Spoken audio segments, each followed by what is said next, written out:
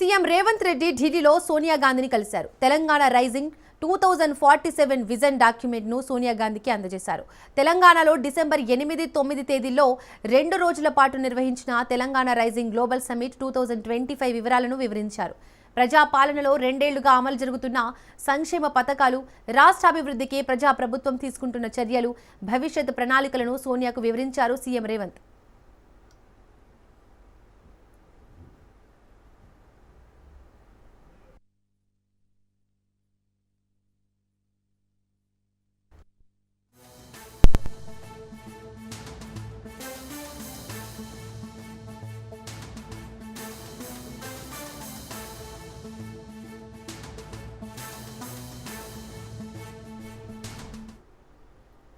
CM Revanth Reddy ఢిల్లీలో సోనియా గాంధీని కలిశారు. తెలంగాణ రైజింగ్ 2047 విజన్ డాక్యుమెంట్ను సోనియా గాంధీకి అందజేశారు.